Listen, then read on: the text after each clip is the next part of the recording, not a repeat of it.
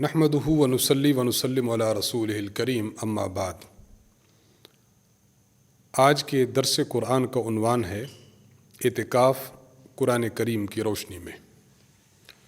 شریعت مطہرہ میں اعتکاف کہتے ہیں انسان کے مسجد میں عبادت کی نیت سے ٹھہرنے کو۔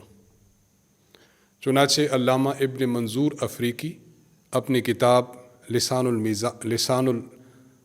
العرب میں لکھتے ہیں، یقال لمن لازم المسجد واقام علی العبادۃ فیہ عاکف و معتکف۔ آپ فرماتے ہیں کہ وہ شخص جو مسجد میں عبادت کی نیت سے رہتا ہے اور مسجد کا ہو کے رہتا ہے اسے معتکف اور اعتکاف کرنے والا کہتے ہیں۔ لہٰذا اگر کوئی شخص مسجد میں عبادت کی نیت سے جائے اور وہاں پر ٹھہرا رہے اسے معتکف کہیں گے۔ قرآن کریم نے اعتکاف کا تذکرہ مختلف پیرائے میں بیان فرمایا ہے، اور اعتکاف کی تاریخ کو اگر دیکھا جائے تو قرآن کریم میں اس کی تاریخ کا تذکرہ ملتا ہے۔ سورۃ البقرہ آیت نمبر 125، اللہ رب العزت فرماتے ہیں، وَعَهِدْنَا إِلَىٰ إِبْرَاهِيمَ وَإِسْمَاعِيلَ أَن طَهِّرَ بَيْتِيَ لِلطَّائِفِينَ وَالْعَاكِفِينَ وَالرُّكَّعِ السُّجُودِ۔ اللہ تعالیٰ فرماتے ہیں کہ ہم نے حضرت ابراہیم علیہ السلام اور حضرت اسماعیل علیہ السلام کو یہ حکم دیا کہ آپ میرے گھر کو صاف کیجئے چند اشخاص کے لیے۔ نمبر 1، طائفین، جو لوگ میرے گھر کا طواف کرنے آئیں، بیت اللہ کے گرد چکر لگانے آئیں، ان کے لیے گھر صاف کیجئے۔ نمبر 2، والعاکفین، جو لوگ میرے گھر میں آئیں اور میرے گھر میں عبادت کی نیت سے ٹھہرنے کو آئیں یعنی اعتکاف کرنے آئیں، ان کے لیے میرے گھر کو صاف کریں۔ نمبر 3 اور نمبر 4، والرکع السجود، اور ان لوگوں کے لیے جو یہاں آ کر نماز پڑھیں، رکوع کریں، سجدہ کریں، میری بندگی کریں۔ تو حضرت ابراہیم علیہ السلام اور حضرت اسماعیل علیہ السلام دونوں کو اللہ تعالیٰ نے حکم عطا فرمایا کہ میرے گھر کو صاف کیجئے ان لوگوں کے لیے جو طواف کریں، اعتکاف کریں یا نماز سر انجام دیں۔ صحیح بخاری حدیث نمبر 3368، ایک طویل حدیث ہے حضرت ابراہیم علیہ السلام کے متعلق۔ ابراہیم علیہ السلام معمول مقرر تھا، آپ اس معمول کے مطابق اپنی بیوی حضرت ہاجرہ اور اپنے بیٹے حضرت اسماعیل کو ملنے کے لیے بیت اللہ یعنی مکہ مکرمہ تشریف لاتے۔ ایک بار آپ تشریف لائے تو دیکھا کہ آپ کا ہونہار بیٹا تیر بنا رہا ہے اور ایک درخت کے نیچے بیٹھا ہے۔ آپ کو دیکھ کر وہ کھڑا ہوا اور حق والد ادب بجا لایا، تو آپ نے ان سے فرمایا کہ اللہ تعالیٰ نے مجھے ایک حکم دیا ہے اگر آپ میری معاملت کریں۔ حضرت ابراہیم علیہ السلام کے کہنے پر حضرت اسماعیل علیہ السلام عرض کرنے لگے، جی ابو جان، میں دل و جان سے حاضر ہوں، آپ حکم فرمائیے۔ تو حضرت ابراہیم علیہ السلام نے حضرت اسماعیل علیہ السلام کو فرمایا کہ اللہ تعالیٰ نے مجھے حکم فرمایا ہے کہ یہ جو سامنے ٹیلہ ہے، اشارہ کیا آپ نے ایک ٹیلہ کی جانب، کہ یہاں پر میں اللہ کا گھر بناؤں۔ چنانچہ اللہ تعالیٰ نے ابراہیم علیہ السلام کو بیت اللہ کی بنیادوں کی اطلاع دے دی۔ ابراہیم علیہ السلام نے بنیادیں کھودیں تو بنیادیں نکل آئیں۔ حضرت اسماعیل علیہ السلام آپ کے معاون ہوئے، مستری کا کام ابراہیم علیہ السلام کرتے رہے اور پتھر لانے کا کام حضرت اسماعیل علیہ السلام کرتے رہے۔ گویا حضرت اسماعیل اور حضرت ابراہیم علیہ السلام ان دونوں نے کعبۃ اللہ کو تعمیر فرمایا، تو تعمیر کے اہم ترین مقاصد میں سے ایک مقصد بیت اللہ میں اعتکاف کرنا بھی ہے۔ اس سے یہ بات بخوبی ثابت ہوتی ہے کہ جس طرح طواف کرنے والوں کی خدمت کرنا اور ان کے لیے مطاف کو صاف رکھنا، اسی طرح نماز پڑھنے والوں کے لیے مسجد کو تیار کرنا، یہ بہت بڑی خدمت اور بہت عظیم جذبہ ہے۔ بالکل اسی طرح اعتکاف کرنے والے لوگوں کے لیے مسجد کو بارونق بنانا، مسجد کی پاکیزگی، مسجد کی صفائی ستھرائی کا خیال رکھنا، یہ بھی بہت بڑی عظیم عبادت ہے جو اللہ تعالیٰ نے دو انبیاء علیہمُ الصلاۃ کے ذریعے سے امت کو سمجھائی ہے کہ جو لوگ مسجد میں بیٹھیں اعتکاف کی غرض سے تو ان کی خدمت کرنا یہ معمولی بات نہیں ہے، بہت عظیم الشان بات ہے۔ اعتکاف کی احناف کے ہاں 3 قسمیں ہیں۔ نمبر 1 اعتکاف واجب، نمبر 2 اعتکاف مسنون، نمبر 3 اعتکاف نفل۔ اعتکاف واجب یہ ہے کہ کوئی شخص یہ کہتا ہے، مثلا نظر مانتا ہے کہ اگر میرا فلاں کام ہو گیا تو میں اتنے دنوں کا اعتکاف مسجد میں بیٹھوں گا، یہ اعتکاف واجب ہے۔ یا اس کے علاوہ کوئی نظر نہ مانی، ویسے کہا کہ میں اللہ کی رضا کے لیے اتنے دنوں کا اعتکاف کروں گا، اتنے دنوں کا اعتکاف میرے ذمہ ہے، تو اس سے اس بندے پر لازم ہو جاتا ہے کہ اتنے دنوں کا اعتکاف مسجد میں کرے۔ رمضان المقدس کے آخری عشرے کا اعتکاف، یہ اعتکاف مسنون ہے۔ 21ویں روزے کی شام مغرب سے شروع ہو کر چاند کے نظر آنے تک، شوال کے چاند کے نظر آنے تک یہ اعتکاف ہے، اعتکاف مسنون۔ اور اعتکاف نفل یہ ہے کہ انسان جب مسجد میں داخل ہو جائے، داخل ہوتے ہوئے نیت کر لے کہ میں اللہ کے گھر میں داخل ہو رہا ہوں اور اعتکاف کی نیت کرتا ہوں۔ وہاں پر جو نیک اعمال سر انجام دے گا ان اعمال کا ثواب تو ملتا رہے گا، ساتھ ساتھ عبادت کی غرض سے مسجد میں رہنے پر اعتکاف کا ثواب بھی اس شخص کے نامہ اعمال میں لکھا جاتا رہے گا۔ جو ہی یہ شخص مسجد سے باہر آئے گا اس وقت اس کا اعتکاف ختم ہو جائے گا۔ تو اعتکاف کی یہ 3 اقسام ہیں، اور اعتکاف کی تاریخ خود دور ابراہیم علیہ السلام، حضرت ابراہیم اور حضرت اسماعیل علیہ السلام، ان دونوں کے دور سے ہمیں سمجھ میں آتی ہے۔ اعتکاف میں انسان اللہ تعالیٰ کی رضا، خدا کی خوشنودی کو حاصل کرنے کے لیے مسجد میں جا کر، گویا ایک بندے نے اپنا پڑاؤ مسجد میں ڈال دیا کہ اے اللہ، اب میں آپ کی خدمت میں حاضر ہوں، آپ کے در پر پڑا ہوا ہوں، آپ ہی میری بخشش فرمائیے، مغفرت فرمائیے، میرے گناہوں کو معاف فرمائیے۔ دنیا کا ایک دستور ہے، اگر کوئی چھوٹا اپنے بڑے کے پاس جائے اور جا کر بیٹھ جائے کہ بس میں اب آپ کی خدمت میں حاضر ہوں، بس میرا کام کر دیجئے، تو بڑا اپنے ایک عظیم منصب کا خیال رکھتے ہوئے اس چھوٹے کو خوش کرتا ہے اور اس کا کام کر دیتا ہے۔ اللہ تبارک و تعالیٰ پوری کی پوری کائنات کے خالق اور مالک ہیں۔ جب بندہ اللہ کے گھر میں داخل ہوتا ہے اور اس نیت کے ساتھ جاتا ہے کہ بس میں اللہ کے در کا ہو کے رہا، میں اللہ کی خدمت میں حاضر ہوں، اللہ مجھ پر شفقت فرماتے ہوئے، کرم فرماتے ہوئے، مہربانی فرماتے ہوئے میرے گناہوں کو بخش دیجئے، حاجات کو پورا کیجئے، مغفرت فرما دیجئے اور جہنم سے آزادی کا پروانہ دے دیجئے، تو یقین ہے اور کلیتاً یقین ہے کہ اللہ رب العزت اس گڑ گڑانے والے شخص کو اور اپنے دربار کی طرف آنے والے شخص کو معاف فرما دیں گے۔ تو اعتکاف کا مقصود یہی ہے کہ انسان اللہ تعالیٰ کے دربار میں جائے، اللہ تعالیٰ کے گھر میں بیٹھے اور اپنے گناہوں کی مغفرت کا طلبگار ہو جائے اور گناہوں کی معافی خدا تعالیٰ سے مانگے۔ ایک عظیم شاعر گزرے ہیں، انہوں نے ایک مقصد بیان کیا کہ کسی کے در پر یعنی اللہ کے در پر انسان جائے تو پھر انسان کو کس طرح مانگنا چاہیے۔ آپ فرماتے ہیں، مالی سوا قرعیل بابک حیلۃ فلئن رددت فأی باب اقرع۔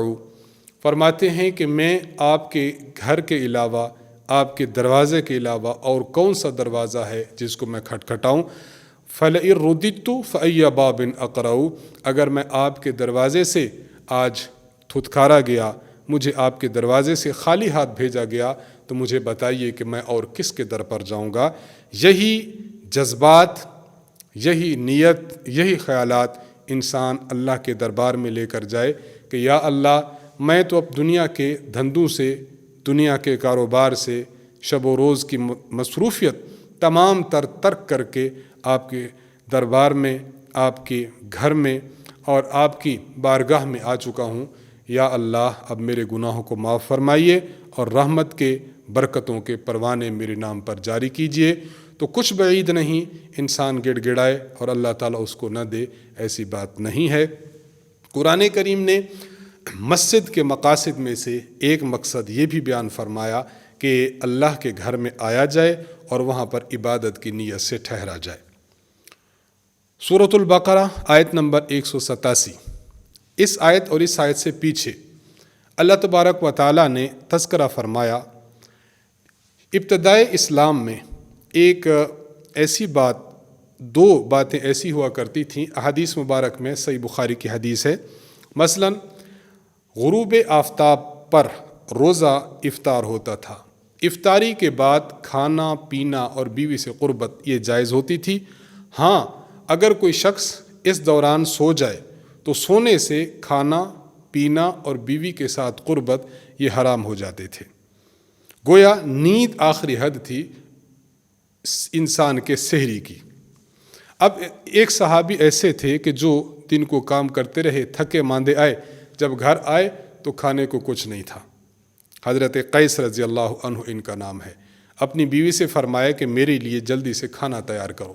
بیوی کھانا تیار کر کے لائی تو آپ اٹھے تو اس وقت بیوی آئی اور دیکھا کہ آپ تھکاوٹ کی وجہ سے سو چکے تھے۔ جب آپ بیدار ہوئے تو قاعدے کے مطابق سحری کا وقت ختم ہو چکا تھا، چنانچہ انہوں نے بغیر سحری کیے روزہ رکھ لیا۔ ظاہری بات ہے تھکاوٹ بھی ہے، کام بھی ہے، اور مدینہ منورہ کی گرمی بھی تھی، تو اگلے دن دوپہر کے وقت بے ہوش ہو گئے۔ اسی طرح ایک صحابی وہ رات کے وقت وہ اپنی بیوی سے قربت کر بیٹھے۔ اب ظاہری بات ہے یہ بہت بڑا مسئلہ تھا کہ ایسا ہو سکتا ہے کہ مغرب پڑھی، مغرب کے بعد انسان عشاء پڑھتا ہے، عشاء کے بعد کچھ کھائے پیے بغیر سو جائے، یا یہ ہے کہ اس کو قربت کی حاجت پڑے، تو اب وہ شخص کیا کرے، یہ بڑا مسئلہ تھا۔ تو اللہ تبارک و تعالیٰ نے اس آیت مبارکہ میں ان دونوں مسئلوں کا حل فرما دیا۔ حل یہ فرمایا کہ کھانا پینا تم لوگوں کے لیے جائز ہے، یعنی اگرچہ مغرب کے بعد، عشاء کے بعد تم سو بھی جاؤ، لیکن پھر بھی جب اٹھو گے تو سحری کا وقت ختم نہیں ہوا ہوگا، بلکہ جب تک طلوع فجر نہ ہو جائے اس وقت تک کھا پی سکتے ہو۔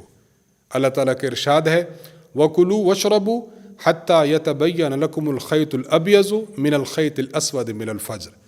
کھانے پینے کا معاملہ واضح ہو گیا کہ طلوع فجر سے پہلے پہلے کھا پی سکتے ہو، چاہے تم نے نیند بھی کر لی ہو۔ اور دوسرا وَأُحِلَّ لَكُمْ لَيْلَةَ الصِّيَامِ الرَّفَثُ إِلَىٰ نِسَائِكُمْ۔ رمضان المقدس کی راتوں میں انسان سو جائے، سو کے اٹھے تو اس کا روزہ شروع نہیں ہو چکا ہوگا، بلکہ رات کو اگر قربت کرنا چاہے تو قربت کر سکتا ہے۔ تو رمضان المقدس کی رات میں کھانا پینا اور قربت یہ تینوں چیزیں حلال کر دی گئیں، لیکن اللہ تعالیٰ نے اسی آیت کے آگے آیت نمبر 187 میں ارشاد فرمایا وَلَا تُبَاشِرُوهُنَّ وَأَنْتُمْ عَاكِفُونَ فِي الْمَسَاجِدِ۔ کھانے پینے کے معاملے میں رات میں تو ڈھیل دی گئی ہے کہ کھا پی سکتے ہو، لیکن اگر انسان مسجد میں اعتکاف بیٹھا ہے، اعتکاف سے باہر آتا ہے، مثلا کسی ضرورت کے تحت یا گھر میں کھانا لینے کے لیے کسی ضرورت کے تحت آیا، تو اب اعتکاف کی حالت میں بیوی سے قربت کرنا جائز نہیں ہے۔ یہ قرآن کریم سورۃ البقرہ آیت نمبر 187 میں اللہ تعالیٰ نے مسئلہ ارشاد فرمایا۔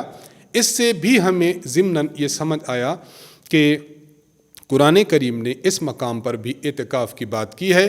گویا مردوں نے اعتکاف بیٹھنا ہے تو مسجد میں بیٹھنا ہے، مسجد میں اعتکاف بیٹھتے ہوئے کھانے پینے کی تو اجازت ہے، لیکن گھر جا کر قربت کی اجازت نہیں ہے۔ تو اعتکاف کا تذکرہ سورۃ البقرہ آیت نمبر 187 میں آ چکا۔ یہاں ایک بات بطور اہمیت کے سمجھی جائے، اللہ تعالیٰ نے ارشاد فرمایا وَلَا تُبَاشِرُوهُنَّ وَأَنْتُمْ عَاكِفُونَ فِي الْمَسَاجِدِ۔ بیویوں سے قربت مت کرو اس حال میں کہ تم مسجد میں اعتکاف کر رہے ہو۔ علامہ ابو بکر الجساس الحنفی رحمہ اللہ تعالی، انہوں نے اپنی کتاب احکام القرآن میں اس آیت کی تشریح میں ارشاد فرمایا وَأَمَّا شَرْطُ اللَّبْسِ فَفِي الرِّجَالِ خَاصَّةً دُونَ النِّسَاءِ۔ اللہ تعالیٰ نے یہ جو فرمایا وَأَنْتُمْ عَاكِفُونَ فِي الْمَسَاجِدِ کہ مومنو تم مسجد میں بیٹھ کر اپنی بیویوں سے مسجد میں اعتکاف کرتے ہوئے بیویوں سے مقاربت نہ کرو اور ان کے ساتھ جو ہے وہ قربت نہ کرو۔ اس کا معنی یہ ہے کہ مردوں کے بیٹھنے کی جگہ یہ مسجد ہے، عورتوں کے بیٹھنے کی جگہ مسجد نہیں ہے۔ کیوں؟ اس لیے کہ ظاہری بات ہے قربت مسجد میں نہیں کریں گے، قربت تو گھر جا کے کریں گے اگر کرنی ہوئی، تو بیوی تو گھر میں موجود ہے۔ اس کا معنی اللہ فرما رہے ہیں کوئی قربت نہ کرو، یعنی مسجد سے اٹھ کر اپنے گھروں میں نہ جاؤ، تو بیوی یہ گھر میں ہوگی، مرد مسجد میں ہوگا۔ تو اس سے یہ معلوم ہوا کہ عورت کے اعتکاف کی جگہ یہ مسجد نہیں ہے، عورت کے اعتکاف کی جگہ گھر ہے۔ یہ بہت بڑے فقیہ ہیں جنہوں نے قرآن کریم کی اس آیت مبارکہ سے یہ مسئلہ مستنبط فرمایا۔ تو خیر، قرآن کریم میں ان دو آیات سے واضح طور پر یہ بات معلوم ہوتی ہے کہ عبادت میں سے ایک اہم عبادت اعتکاف بھی ہے، جو بہت عظیم الشان تاریخ رکھتا ہے، عظیم الشان فضیلت رکھتا ہے۔ اور علامہ شرمبلالی رحمہ اللہ فرماتے ہیں اگر اعتکاف کو پورے ادب و آداب کے ساتھ کیا جائے تو یہ بہت بڑی عبادت ہے۔ تو ایک تو اس کی تاریخ اور ایک اس کی اہمیت ہمیں معلوم ہوئی، دوسرا یہ معلوم ہوا کہ اعتکاف مردوں کے لیے یہ مسجد کے ساتھ ہے، اور اسی سے مسئلہ مستنبط کیا ہے علامہ جساس رحمہ اللہ نے کہ عورت کے اعتکاف کی جگہ مسجد نہیں ہوگی۔ ظاہری بات ہے کہ عورت کے اعتکاف کی جگہ گھر میں ہوگی۔ تو قرآن کریم کی روشنی میں ہمیں اعتکاف کا تذکرہ معلوم ہو گیا کہ اعتکاف بہت بڑی فضیلت ہے اور بہت اہمیت کی حامل چیز ہے۔ اللہ تبارک و تعالیٰ سے دعا ہے کہ اللہ تعالیٰ ہمیں اعتکاف کرنے کی توفیق عطا فرمائے، اس کی اہمیت کو، اس کی فضیلت کو جاننے کی توفیق عطا فرمائے، اور اللہ تبارک و تعالیٰ ہمیں یہ توفیق دے کہ ہم اعتکاف بیٹھیں تو اللہ تبارک و تعالیٰ کے دربار میں خدا تعالیٰ کے حضور مناجات کریں، اپنے گناہوں کی معافی مانگیں، اور پوری امت مسلمہ کے لیے دعا کریں کہ اللہ تعالیٰ تمام امت مسلمہ پر اپنا خصوصی فضل و کرم فرمائے۔ وآخر دعوانا ان الحمد للہ رب العالمین۔